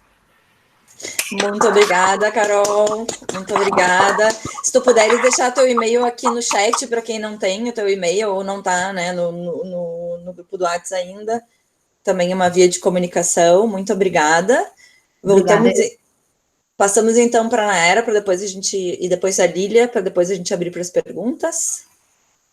Oi, pessoal, desculpa, então, no fim eu tinha caído, tá? Eu vou só esperar ali a Carol tu pode tirar apresentar, a apresentação. Tu pode apresentar em cima, Nayara. Se tu clicar em apresentar, já vai substituir a apresentação, direto. Ah, ótimo, tá. Então tá, então vou seguindo, vou voltar ali para... Agora eu acho que vocês vão conseguir visualizar, tá? Sim, agora visualizamos. Certo. Então, voltando à pesquisa, representações sociais sobre o assentamento do MST, né, o Lagoa do Junco, a doutora Aline Hernandes foi minha orientadora, grata orientação, que me auxiliou muito nesse processo, e foi realmente um desafio, porque esse assentamento há 25 anos, está completando agora em outubro, inclusive eu estou elaborando uma matéria do jornal, né, comemorativa, essa questão de todo esse período em que eles estão estabelecidos. O estudo, ele se desenvolveu, então, em Tapes, onde eu nasci, enfim, morei até ir para a faculdade, e é um município bastante pequeno, ainda com bastante desigualdades, enfim, ele se baseia em relação à economia no arroz, assim como o assentamento também, embora tenha uma grande diversidade de produtos que eles cultivam, o arroz, ele é o principal economicamente, né, além, claro, da merenda escolar, que também, como eles trabalham com os produtos orgânicos, eles entraram nesses programas que incentivam e que, de certo modo, possibilitam que, em maior escala, eles consigam distribuir. Hoje, para mais de 20 escolas, eles já têm uma rede de distribuição bastante grande. Mas, então, foi isso. O estudo, ele partiu justamente do momento em que estava todo aquele embate, nesse ano de 95, em relação ao estabelecimento deles, em que eles estavam chegando ao assentamento, não se sabia, nesses municípios pequenos também há um conservadorismo maior, o que significava um assentamento da reforma agrária, e o que ia ser a partir disso. Então, houve uma resistência bastante grande, e nas falas deles, né, a partir do estudo, a gente identifica, que depois, rapidamente, eu vou passar também, para não passar do tempo, tá? E as representações sociais foi justamente a partir dessa perspectiva, dessa abordagem, que é um estudo da Aline, também em relação a representações sociais, um dos livros base que eu utilizei foi a Representações Sociais em Movimento. Esse livro, ela, junto com o professor Pedrinho Guareschi, e justamente trabalha nessa riqueza que é essa forma de abordar, tanto que em relação a conflitos, como as interações, como essas várias transformações que vão acontecendo.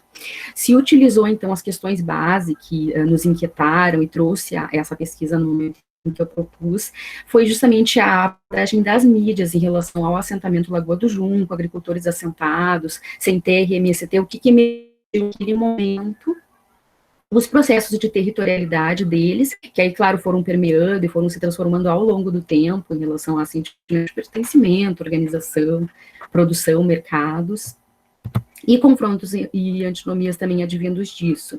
Então, como objetivo, se estipulou de identificar e analisar as representações sociais constituídas pela mídia dominante no estado do Rio Grande do Sul sobre o Sem Terra, o MST, e elas elaboradas pelas mídias locais, que aí foi o segundo fluxo de dados, então, tendo como referência a criação do assentamento, então, a partir daquele ano, e suas confrontações a partir das representações sociais dos assentados. Nessa riqueza de ideias, então, a representações sociais não não se traz uma definição justamente porque não se define, ela não se restringe a um conceito.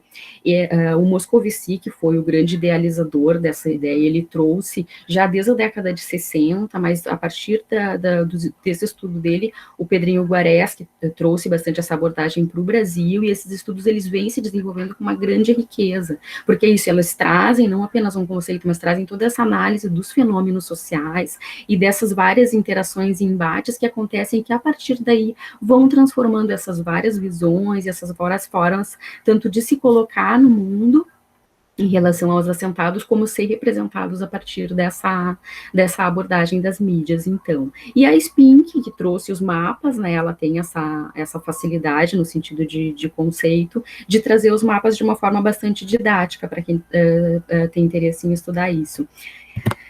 Então, a pesquisa se baseou nessa triangulação, né, foi qualitativa e exploratória, nesse sentido, em relação a esses três grandes fluxos, a partir da mídia dominante, que eu abordei a partir de metadados, das mídias locais, que eram os jornais instituídos naquele momento, e dos assentados. A primeira etapa, então, foi essa abordagem dos metadados, que se focaram, então, nesses dois grandes estudos, o primeiro do Pedrinho Guareschi, que ele foi a partir da Rádio Gaúcha, do programa do Rogério Mendelski, durante 3 anos, assim como também o segundo, da Berger, que foi uma indicação que a professora Patrícia me trouxe desse livro, que se chama Campo, a Terra e o Texto. Então, são muito ricos, que trazem justamente o quanto que a mídia, de certo modo, ela faz toda uma construção já de conceitos, de ideias, de imagens, bastante negativa e bastante depreciativa em relação ao movimento e as pessoas que dele fazem parte. E isso está bastante abordado nesse. Então, esse foi o primeiro fluxo. O segundo fluxo, aí eu fui em busca, então, dos arquivos, dos jornais locais, na época estavam, que foi a Gaivota e o Armazém de Notícias, e no terceiro momento, então, aí as entrevistas em profundidade com os assentados, já num roteiro semi-estruturado, que foi elaborado a partir desses fluxos anteriores, então, já trazendo um pouco essa temática e também questionando os assentados para ver como é que eles viam essa construção. E a partir disso, a sistematização e análise, interpretação e elaboração dos mapas, que a seguir agora eu trago como mais exemplificativa, não vou explicar cada um dos elementos, digamos assim, né, que a gente chamou de campos de significações. Esse primeiro do Pedrinho Guareschi, então, que ele chamou de mapa representacional, traz um pouco dessa ideia. A partir do estudo da Berger, então, eu construí o segundo mapa, que foi esse mapa de significações, então, que ela traz bastante a abordagem, não apenas da temática no sentido do conteúdo, mas também da forma, muito, em relação ao jornal, até texto por isso. Então, ela traz a temática inserida na forma de comunicar, nas imagens, e aonde que é colocado, a importância que se dá, dependendo se é positivo, se é negativo. Então, tem todo um estudo muito completo, realmente, que subsidia para se analisar um jornal, nesse caso físico, e por isso também utilizei 2 mídias diferentes para essa parte dos metadados, então, que foi a escrita, né, no caso da Berger, e a falada, no caso do estudo do Pedrinho, a partir da rádio. Das mídias locais, então, após fazer todo esse estudo nos jornais, em ambos se identificou até uma certa proximidade em relação às temáticas abordadas pelo MST no geral e por esses assentados que estavam ainda chegando e fazendo essa adaptação. E no terceiro mapa, então, agora eu trago a voz dos assentados, que aí foi a partir das ricas entrevistas que a gente conseguiu trazer essas várias temáticas. Esse foi bastante desafiador no início fazer essa agregação de tantas temáticas que trouxeram, realmente foi interessante a forma como eles, desde aquele momento, eles têm toda uma memória de como é que houve esse embate, de como eles foram superando, das formas que encontraram de ir se envolvendo na comunidade e a partir do trabalho, da cooperação e dessa organização deles. Então, foram 5 grandes campos, nisso a Aline me ajudou bastante a sistematizar, de início eu tinha encontrado em cerca de 16 categorias, assim, e aí precisou aproximar um pouco, fazer esse grupamento, para poder trazer, então, na forma mais conceitual do mapa e trazer essa ideia desses campos, o que significam. Então, aí o estudo também eu posso disponibilizar, quem tem interesse, deixa o meu contato à disposição.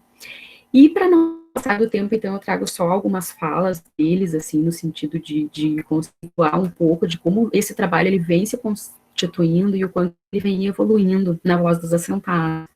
A Rosa, ela diz o seguinte: eu não viveria em um outro lugar a não ser morar em uma agrovila. Tudo é produzido no coletivo. Nós fizemos o lugar, segundo o Cambará. E em relação a essa questão da produção de fato e dessa inserção a partir da produção na comunidade, agora já há mais de anos inseridos e fazendo esse trabalho, não apenas no município, mas para toda a região e para todo um contexto, inclusive de América Latina. E essa fala do Cambará representa bastante isso. A sociedade começou a entender e ela está olhando com outro olhar para nós. Quando nós entramos aqui há 2 anos, a sociedade de Tapes achou, nós temos tantos problemas em Tapes, agora vem mais uns baderneiros, porque o sem terra era isso. E nós mostramos na prática. Primeiro tem que mostrar a produção para a sociedade, a organização, e depois você mostrar o projeto.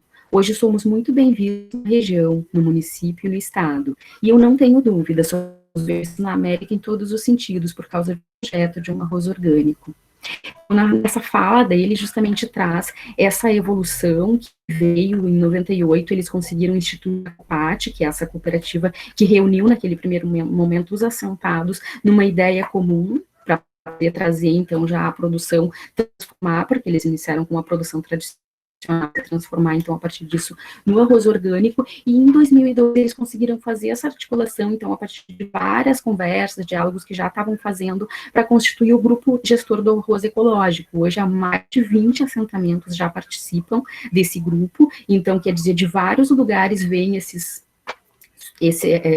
elementos de constituição, seja para poder cobrir toda a parte econômica, né, além da produção, do ensacamento, da distribuição, tudo é organizado por eles a partir desses assentamentos que cada um tem, assim, uma vertente maior e aí também um know-how maior são as várias formas de produção desse que é um dos produtos no Rio Grande do Sul também, né, pela questão de vocação mesmo. E aqui imagens, então, do assentamento, esse foi da Rua Maria da Terra, que aconteceu em Tapes, então, em 2014, foi um importante momento também de visibilidade do assentamento no sentido do município, porque se identificou isso, que o município não tinha conhecimento e teve bastante receio em relação ao estabelecimento deles em Tapes, mas a partir do momento que eles começaram a mostrar a produção, a fazer feiras, eles tinham uma carroça que eles iam nos bairros, enfim, fazer a distribuição, foi acontecendo essa aproximação, as pessoas foram entendendo também um pouco o quanto que esse trabalho era importante no sentido de soberania, inclusive do município, para ter uma produção local e uma produção diferenciada, porque não se sabia muito bem o que era o orgânico, então foi toda uma construção também no sentido de ideal, de se produzir algo naquilo no qual se acredita, não apenas para sobreviver, mas de trazer essa ideia da luta pela terra, da busca de trazer uma sociedade, então, mais colaborativa, mais sustentável. E é isso, então, em relação a questão da terra, o Dom Pedro Casadalga, eu trago só uma homenagem, né, que ele faleceu agora no início desse mês, foi um grande lutador pelos movimentos sociais no geral, dos assentamentos, dos sem terras, pela população indígena, e esse poema dele representa muito isso, toda essa luta, essa busca que ele fez e que continua viva em cada um de nós, que acreditamos e que buscamos, então, um mundo melhor. É isso, então, obrigada. Obrigada, Nayara, lindíssimo trabalho. Vou passar, então, a palavra direto para Lília Deconto. Parabéns, Nayara, ótimo. Obrigada. A você e a Prof. Aline, claro. Eu vou selecionando. Eu estou só selecionando aqui uma apresentação, então, bem rapidinho.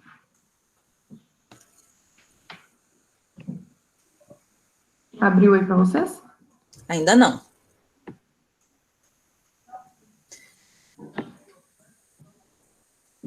Acho que está no caminho, então. Eu vou começar a falar, então, aí depois a gente vê se abriu a apresentação. Então, eu sou mestranda também da UERGS, apresentei a minha dissertação agora no início do mês de maio, com orientação da professora Luciele, e a nossa dissertação foi intitulada, então, A Educação Ambiental e a Relação com o Lugar, da Rede de Educação Ambiental às Práticas de Educação Infantil no município de Campo Bom. Apareceu, então? Não, Lília, não apareceu nem... Estamos com aquele problema. Hoje a mediação com os não humanos está tá assim, ativa. Agora entrou o Cássio.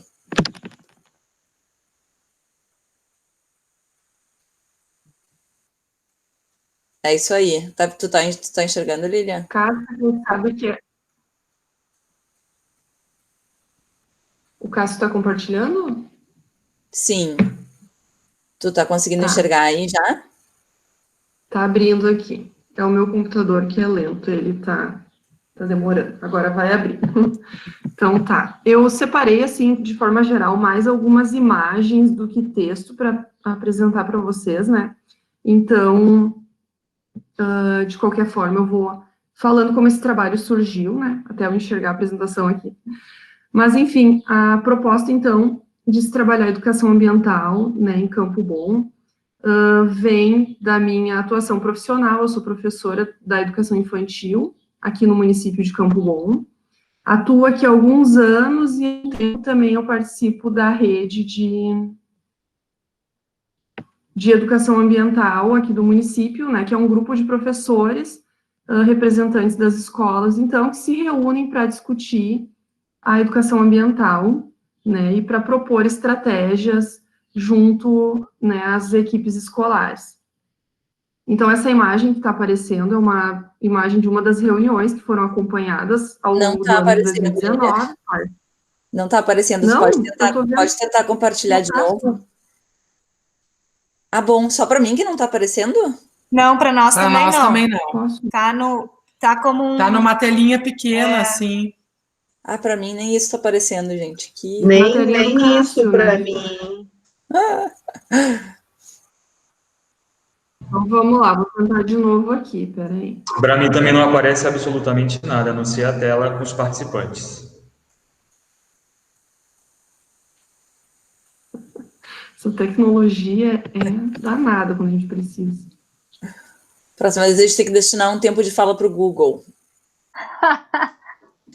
Mas a minha não estava aparecendo, porque eu estava projetando a da Lília. A tua estava, mas depois entrou a da Lília e depois caiu tudo. Eu vou tirar a minha, então. Acho que se for repassado tudo para o Cássio, com antecedência, a gente consegue resolver isso. Deixa o pepino todo com ele. Com certeza. Cássio, a tua estava aparecendo. Tá, eu vou inserir a minha de novo, então, pode ser? Eu vou colocar aqui de novo. Tá. Tirem para o ímpar. Tá, Cássio, coloca então. Tirei, pronto. Vou falando, então, enquanto o Cássio coloca. A imagem que vocês vão ver, então, a primeira, né, já é de uma das reuniões que foram acompanhadas da rede de educação ambiental aqui do município. E essa rede, então, ela existe há muitos anos no município, né, então, desde meados de 2000 e alguma coisa que os professores já se reúnem, né, então a gente foi buscar, assim, um histórico também, desde quando que isso acontece, né, pois não há, assim, um registro, uma data formalizada para essa rede de educação ambiental atuar aqui. E também de que forma essa rede de educação ambiental chega até as escolas, principalmente as escolas de educação infantil, que então é a minha área de atuação, né. Quiser passar, Cássio?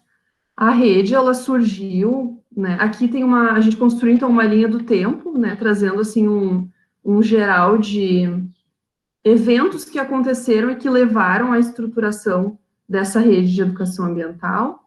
E aí, eu acho que o próximo slide, ele traz um marco importante na estruturação da rede de educação ambiental, então, que legitimou esse esse grupo, né, que foi o Plano Municipal de Educação de Campo Bom, quando foi elaborado a partir do Plano Nacional de Educação, né, o Plano Nacional estabelecia 20 metas para a educação, no período de 10 anos, e Campo Bom incluiu essa meta 21, que ela surgiu também a partir de uma proposição de movimento social de educadores ambientais, né, propondo, então, essa garantia da educação ambiental nas escolas públicas, né, na rede, no caso aqui, na rede municipal de ensino. Uma das estratégias no plano, né, presentes na meta 21, era manter e garantir, então, a rede de educação ambiental. Então, um dos nossos objetivos já parte daí, né, de verificar as ações relacionadas a essa rede. Pode passar, Cássio. A segunda imagem também é de uma reunião, e aí o próximo slide vai falar um pouco desses objetivos, né, a partir da rede, então, seguir os agentes relacionados, identificar as políticas públicas, né, que estivessem relacionadas à educação ambiental, tanto municipais quanto nacionais, e as ações, então, relacionadas a essa rede que garantissem o que vinha trazer lá na meta 21 do Plano Municipal de Educação, né. E partindo da rede, então, chegar até os espaços escolares e verificar, então, quais as ações discutidas e, enfim, elaboradas pela rede e como elas chegavam até os espaços escolares. E, principalmente, de que forma esses espaços incorporavam essas ações. Então, é aí que entra essa relação com o lugar também, né, de como os escolares serviam, ou como cada escolar entende e entende as questões de educação ambiental naquele lugar. E aí, de uma forma, a gente vai mapear, então, alguns aspectos de percepção ambiental, para entender essa relação com a comunidade, né, com a região em que a escola está inserida. Pode passar. Aí aqui a gente colocou alguns apontamentos, assim, de como se deu, né, o andar da pesquisa. Então, o objetivo geral eu não descrevi aqui, mas ele ficou em compreender essa relação do lugar a partir da rede, numa compreensão na perspectiva de 3 escolas do município que atuam com educação infantil. Então, essas 3 escolas foram selecionadas, né, a partir de alguns pontos relacionados à efetivação da educação ambiental, né, escolas que acreditam e que participam da rede de educação ambiental e que tivessem práticas a nos expor, então, dentro da temática. Então, nós seguimos todos esses agentes relacionados, tanto enquanto rede de educação ambiental, né, alguns órgãos e setores da região, do Vale dos Sinos, principalmente, né, o Comitê Sinos e outras pessoas envolvidas também, além do município, né. E esses agentes relacionados às comunidades dos bairros e das escolas, tanto grupos de professores, equipe diretiva, pais representantes, né, com pouco envolvimento das crianças por questões de ética, então. Então, a pesquisa utilizou dessas observações, dos relatos, das práticas escolares, né, interligadas a algumas teorias, né, a gente utilizou com mais ênfase Ingold no conceito de malha, e a partir de Silvio Galo, também algumas concepções de árvore e rizoma, para compreender como essas práticas se davam, né, no espaço. Pode passar. Então, as próximas imagens, assim, se o Cássio quiser ir passando, assim, lentamente, são imagens das escolas, né, eu nomeei as escolas, então, de Escola da Árvore, Escola do Caracol, Escola do Fogo, como cuidados éticos também, para não expor. E essas são algumas das práticas que foram observadas, né, e que a gente tentou fazer essa relação, então, de como cada espaço compreende e como cada espaço desenvolve as questões de educação ambiental no seu espaço, né. Então, cada escola, assim, ela se mostrou muito singular nas práticas desenvolvidas, né, todas elas seguiam a rede de educação ambiental, porém, o que chegava e o que se desenvolvia em cada espaço era muito particular, né. Então, tanto o nome da escola, ele foi definido a partir desses aspectos que mais marcavam cada espaço de pesquisa e que davam uma certa ênfase maior às questões que nós relacionamos à educação ambiental, mas que nem sempre na escola ele é compreendido como educação ambiental, né? Ou colocado dentro de um conceito-chave educação ambiental. Mas o quanto essas práticas acontecem e estão presentes nesses espaços também, desenvolvendo, né, esses aspectos. Aí, se o Cássio quiser voltar lá naquele slide, isso de considerações. Então, desde o início, né, da trajetória da pesquisa, assim, conhecendo a rede, todas as pessoas envolvidas, as histórias, né, foram muitas histórias, os nomes de vozes também, as pessoas envolvidas, e que trouxeram uma clareza e um entendimento muito legal, assim, para como essa rede, ela é importante na educação do nosso município aqui de Campo Bom.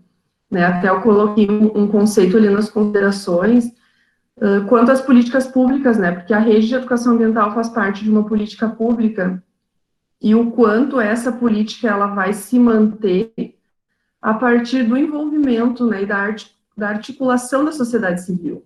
Porque se essa rede, ela não se mantém através do envolvimento das pessoas, ela é só mais um documento, né, então de que forma a rede se torna efetiva, né, eu acho que é nessas práticas que a gente conseguiu observar nas escolas, que no caso selecionado aqui foram as de educação infantil, mas que acontece também, né, no ensino fundamental, né, e em alguns níveis de ensino médio também, das escolas estaduais daqui, mas o quanto essa política ela se mostrou forte a partir desse envolvimento, né, e o quanto que ela se mantém nessa relação, e o quanto que ela se manifesta principalmente na relação com o lugar.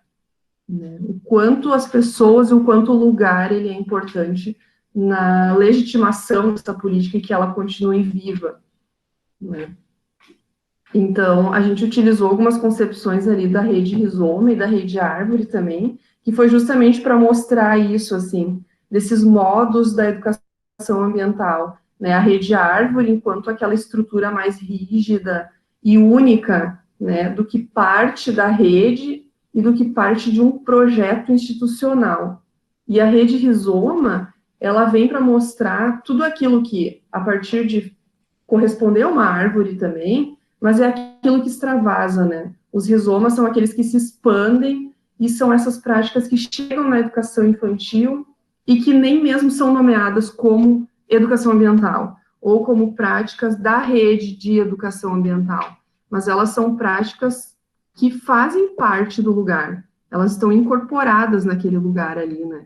E elas foram incorporadas a esse lugar pelas pessoas que fazem parte daquele espaço, pelos professores, pelas crianças, e totalmente vinculada à comunidade, né? Porque em cada espaço eram bairros distantes entre si, e práticas tão diferentes acontecendo, né? E os profissionais relacionando elas a um mesmo vínculo da rede, por exemplo, mas que aconteciam justamente para atender algumas demandas da comunidade, ou até mesmo para utilizar de fatores que fazem parte daquele bairro, né? Um bairro que tinha horta comunitária, por exemplo, e que não fazia parte da realidade de outra escola. Né? Então, foram achados bem singulares, assim, que nós encontramos em cada espaço, e que mostraram, assim, a efetivação dessa política pública, dessa rede de educação ambiental acontecendo viva, né, em cada lugar. Eu tentei dar um resumão, assim, era isso, né, para não estender muito, e a pesquisa, enfim, já se encerrou, mas o produto, ele continua, né, eu fiquei de dar um retorno para esses 3 espaços e auxiliar na escrita do projeto político-pedagógico, justamente partindo desses aspectos bem característicos de cada lugar, né, auxiliando, assim, os grupos a construir e a perceber, né, essas características populares de cada um e a importância que cada espaço tem na constituição das práticas e principalmente no desenvolvimento da infância dessas crianças que são parte dos lugares. É isso aí, muito obrigada. Muito bem, muito obrigada, Lília.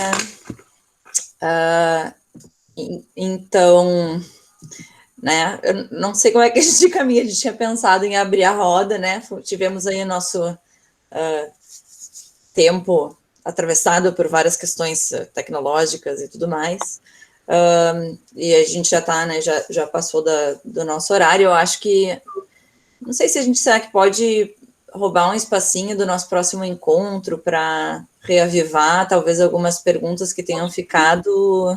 Acho que sim. Eu acho que sim, eu até ia propor, né, como a gente já está, assim, é 12:10 e tem pessoas que atendem, né, a família, a maioria, ou cozinha, né, como é o nosso caso, e de todos nós, né, talvez a gente reservar, convidar novamente, né, todas as pessoas que apresentaram hoje, né, o Daniel, a Dilane, a Vanessa, a Nayara, né, a Lília, a Carol e a Audrey, para no próximo estarem com a gente, para a gente fazer essa rodada de debate que é tão rica, né, até porque vocês acabaram sintetizando bastante, né, a pesquisa. É uma pesquisa que dura 2 anos, 2 anos e meio, né, e falar em 10 minutos, a gente sabe que é uma síntese bastante grande. Então, se a gente puder garantir a rodada no próximo encontro, vai ser ótimo. Até porque a Paty me disse que o Cássio ainda vai apresentar, então eu peço para vocês ficarem mais uns 5 minutinhos, né, quem puder. O Cássio vai apresentar o cronograma dos ciclos, que a partir do próximo encontro, ele é aberto para todos e todas que a gente quiser convidar. Então, convidem, né, pessoas, divulguem os cards, porque ele é um projeto de extensão, né, então, não só focando nas comunidades universitárias, mas também em pessoas que a gente pensa que podem se interessar pelos ciclos, né, para virem debater com a gente sempre tenta garantir, né, hoje não deu, mas eram 7 falas, né, mas a gente sempre tenta garantir o espaço de debate, né, para a gente ele é prioritário. Então, convidem pessoas. O próximo é dia 16, com a Fernanda Stalivieri, né, a questão dos MEIs, é isso? Dos MEL. Dos MEL. Mas o Cássio vai apresentar para nós aí o cronograma. Então, contigo, Cássio. Tá, Paty, tu quer ir falando enquanto eu apresento, ou quer que eu fale? Sim, pode ser. Quem? Eu? Tu? Tu fala. Tá, pode ser. Vou compartilhar aqui, então. Posso te ajudar no caminho. Tá dando para ver? Tá entrando. Tá entrando. Tem como aumentar um pouquinho, Cássio? Tem, era só para ver se dava, e agora eu vou dando um zoom. Aí. Tá, então... a gente já teve os 2 primeiros ciclos, né, que foram dia 19 e hoje, que é dia 26. O próximo, então, dia 16, com a professora Fernanda Stalivieri, com o assunto, então, atributos de qualidade dos MEIs da Serra e campos de cima da Serra.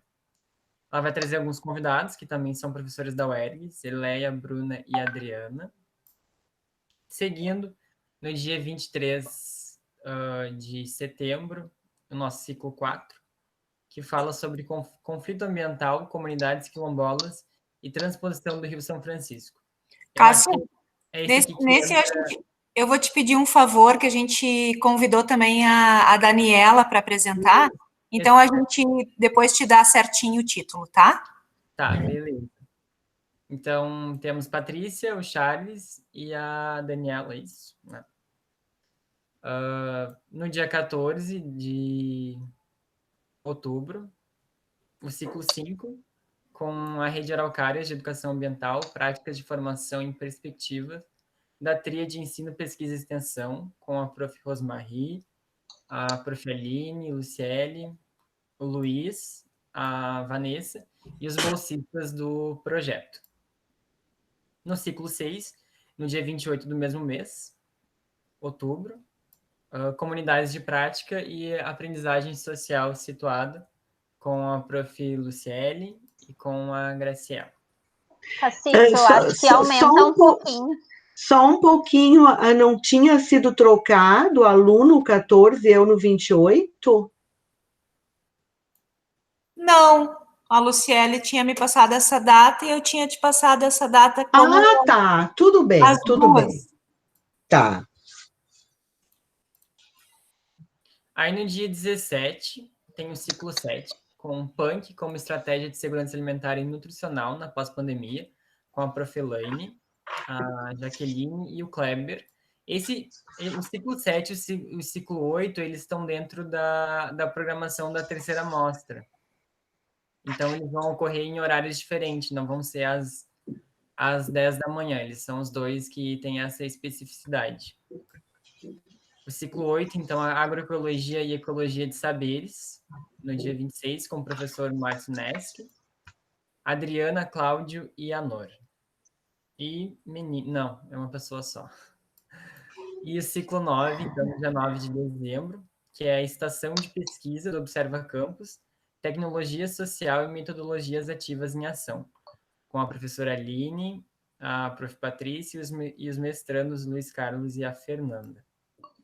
Então, no ano que vem, a gente encerra com o 10º ciclo, né, com planejamento para 2021, com todos os pesquisadores, então, para vermos um panorama de como foi nosso ano e assim por diante.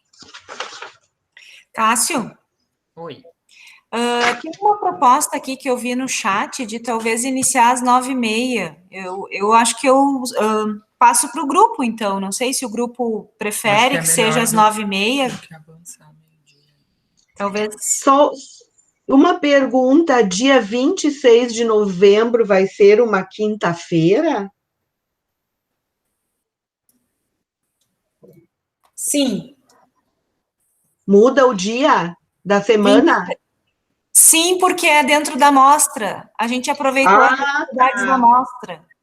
Ok. Tanto da Elaine quanto do Márcio, tá? Tá. Para que façam um só, não precise ter dois, né? São os únicos dois que eles são específicos, vão ocorrer em dias diferentes e em horários diferentes. Ok. Isso.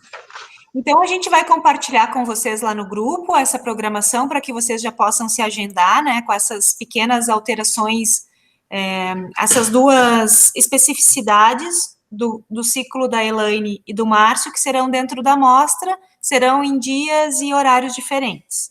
E o resto permanece, então, sempre na quarta-feira. Geralmente, vocês vão ver que vai ser de 15 em 15 dias, né, mais ou menos por aí.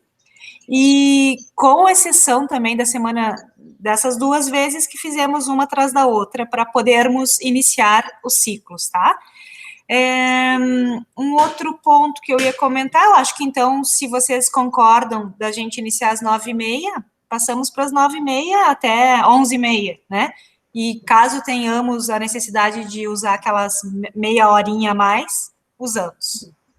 Opa, só uma questão, de quando a quando que vai ser a mostra do Observa Campus? Ela inicia dia 6 de novembro até 5 de dezembro. Vai ser várias atividades em dias diversos, assim. A gente está para lançar o site também, a gente vai falar amanhã com o Ismael e a Juliana, para ver como é que vai ficar essas datas para já fazer a divulgação. Tá, só tu cuida uma questão, porque tu, Aline e o Márcio aí estão envolvidas também na questão lá do ALA, né, para ver se a gente não vai se atropelar nas datas. Tá, depois a gente tem que ver com isso. Eu dá sei que eu vou mandar uma mensagem. Rose, depois eu vou ver contigo, que a Ju e o Isma querem fazer uma reunião para a gente ver sobre a amostra, mas aí eu te proponho depois no grupo ali. Então tá, pessoal. Aline?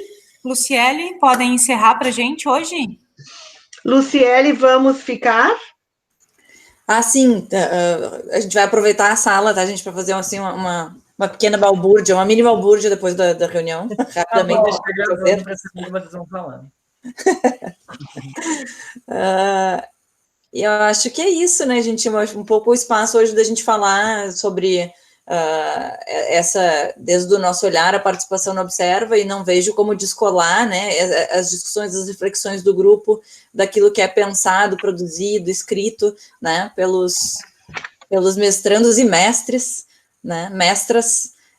Então, quero só agradecer a participação de todos. Tiramos uma foto, Cássio? Eu vou aparecer? Vai, está aparecendo. Acho que só o Luiz não e a Carol, que já deve ter ido dar comida para os filhinhos. Não, tá aí. Tá quase de dela. Ah, então vai. Então tá.